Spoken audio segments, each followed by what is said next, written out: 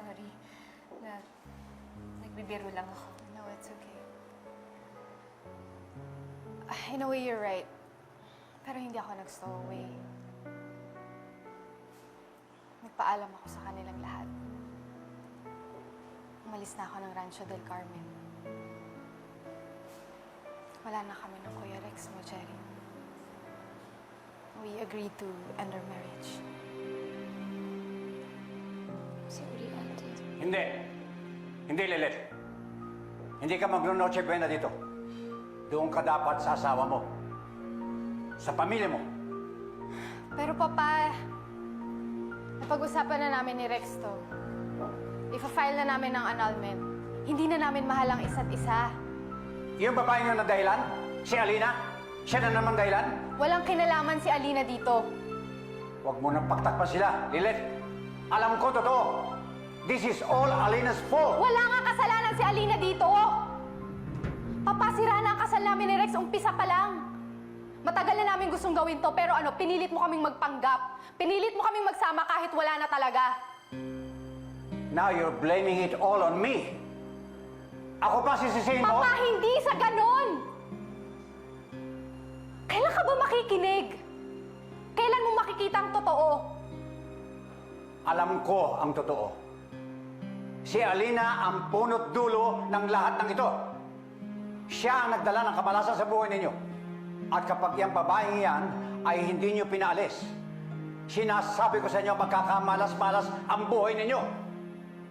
Huwag na niyong hintayin pa na ako ang gumawa ng paraan para mapalis sa babaeng yan.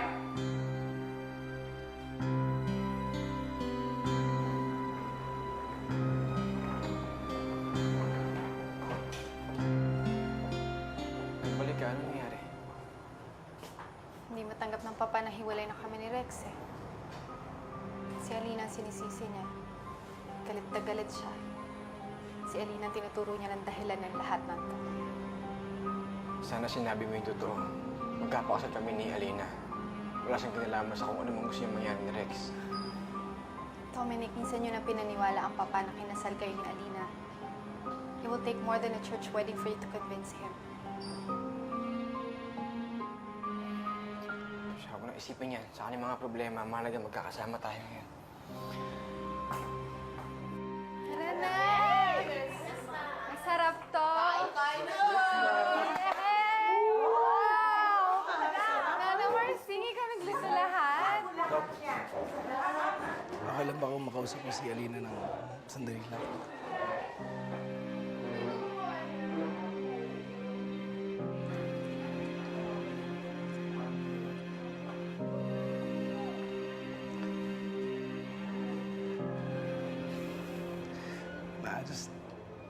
I want to take this opportunity to say thank you.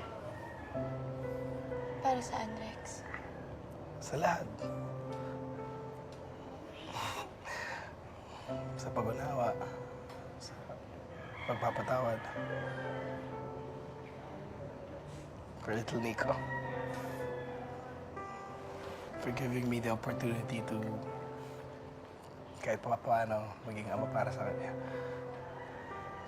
Thank you so much. Salamat din, Rex. Come on, Alina, you don't say thank you to me. I don't deserve it. Wala naman akong magandang naibigay sa'yo. Sa inyo. Meron, Rex. Si Dominic. Si Nico. Sila ang pinakamagandang nangyari sa buhay ko. At ituturing ko silang regalo galing sa'yo.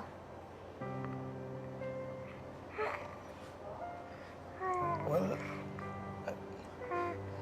wag kung ganun din na hayaan mo naman akong dagdagan yung regalo ko sa inyong dalawa. Ano ka ba? Hindi na kailangan. Just No?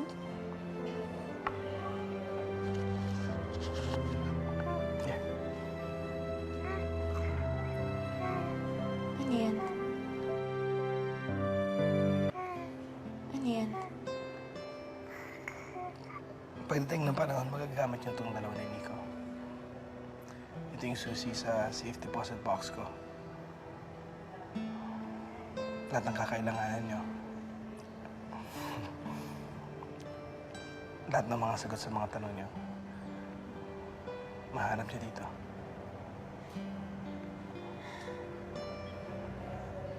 Bakit mo binibigay yan, Rex? Because mahal ko kayong dalawa ni Nico.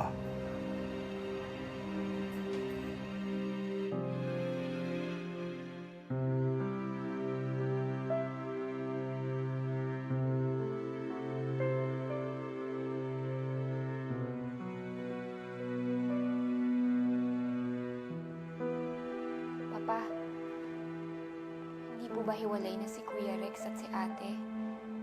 Hindi po ba dapat kasama natin siya ngayong Noche Buena? Baka lang po kasi wala na siyang lugar sa rancho. Hindi sila pwede maghiwalay. Wala siyang karapatang umuwi rito. Kaya pinabalik ko na siya sa rancho.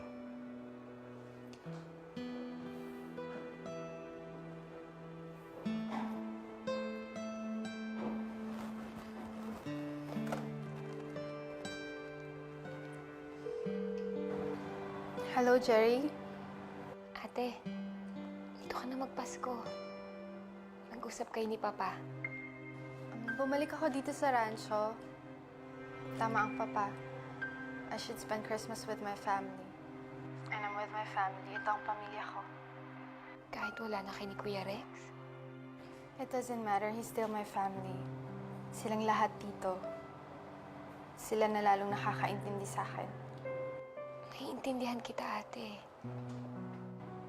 Alam ko. And I know you're still my family. Kami ni Papa. Ikaw na munang bahala kay Papa, ha?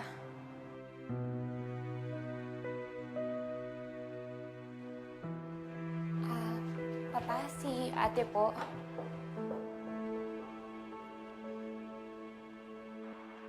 Hello, Papa. Bukas babalik ako dyan. I'll spend Christmas with you and Jerry. Papayagan mo na ako. I didn't say that you cannot spend Christmas with us. I only said that you cannot move in back here. At hindi ko ito tolerate yung sinasabi ninyong hiwalayan. Papa, Inuulit ko, Lilet. Ang kasal sa Del Carmen ay panghabang buhay. Merry Christmas, Lilet.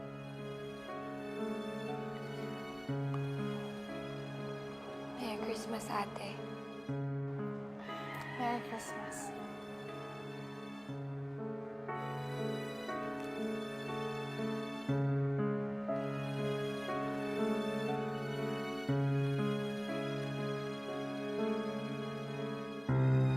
Papa. Merry Christmas. Merry Christmas, Jerry.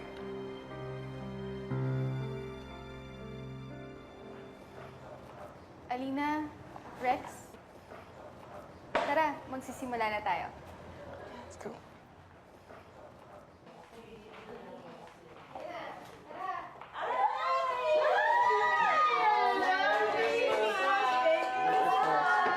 Thank you. What a big happy family. Oh, mukha yatang nagulat kayo sa pagdating ko. Tia Fausta, Merry Christmas. Please, join us. Merry Christmas, everyone.